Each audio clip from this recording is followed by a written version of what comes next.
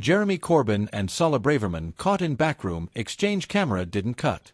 You're about to see something they didn't want anyone to notice. While the country was glued to the stage, eyes on the candidates, watching every carefully scripted line. Something unexpected happened offstage just feet away from the action and the camera didn't cut. Jeremy Corbyn, Suella Braverman. Two of the most ideologically opposed figures in British politics caught in a brief, tense, but revealing backroom exchange. No press. No podium. No podium filter. Just two people who were never meant to be seen talking like this, caught mid-conversation, with hot mics still rolling, and a lens left running in the corner. And now people are asking, what was said? Why were they even speaking at all? And how much of this election drama is just theater, while the real deals happen in the shadows? It happened just after the closing segment of a public policy roundtable filmed in Westminster, broadcast across major UK channels. The panel had just wrapped. Candidates were leaving the stage. Staffers were moving in to unplug mics, clear water bottles, the usual behind-the-scenes chaos. But while the official broadcast shifted to an anchor in the studio, one secondary camera was still rolling, likely for behind-the-scenes footage. And in that silent background, you can see it. Jeremy Corbyn walking toward Suella Braverman. They meet in a corner near the stage curtains. It's short, no more than 20 seconds. But it's tense. Corbyn gestures with his hand controlled, deliberate. Braverman leans in slightly, crosses her arms.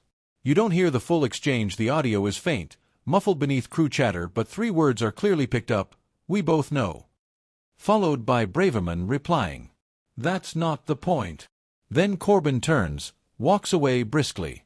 Braverman stands still for a moment longer, looks toward the ground, then follows the exit path off-set. No smiles, no nods, just something that felt like a warning, or a line being drawn.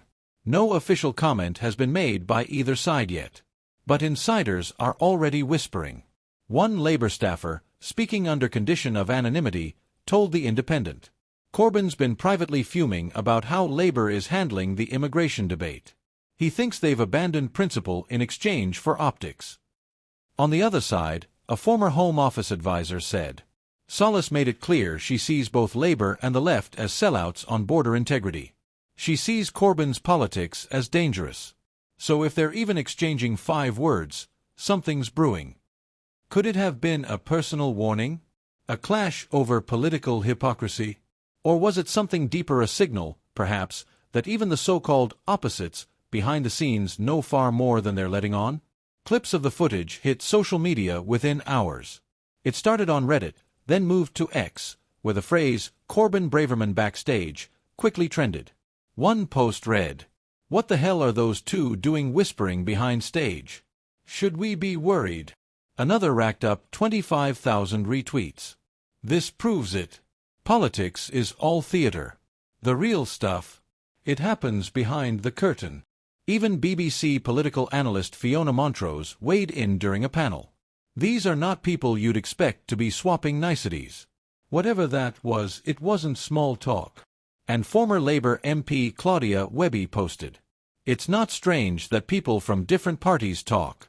But in this climate, it raises eyebrows. Transparency matters. Think about who we're dealing with here." Jeremy Corbyn, the face of a deeply divided Labour era, accused by many of being too radical by his own party, ousted, yet still holding influence over young progressives and old-school socialists alike.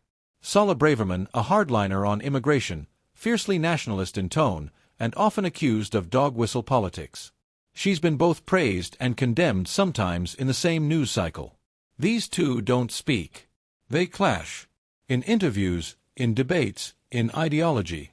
So when they're caught having a quiet word after a live broadcast with a camera still watching, people don't just speculate. They panic. They wonder if what we see on the surface, the arguments, the polarities, the sides, are just a smoke screen for some deeper, older, messier political game. Neither Braverman nor Corbyn have addressed the footage directly. But you can bet it'll come up again. Especially as fringe parties, independents, and frustrated voters call out the Westminster bubble, where backdoor conversations matter more than manifestos. And the question that lingers isn't just, "What did they say?" Why does it feel like we weren't supposed to hear it? This wasn't a scandal. Not yet. No laws were broken. No names were dropped. No wild conspiracy exposed. But sometimes, it's the silences, the glances, the unsaid things that tell us more than any headline ever could. And when two of Britain's most ideologically opposed figures pause to speak not in front of the crowd, but off stage, it's worth paying attention.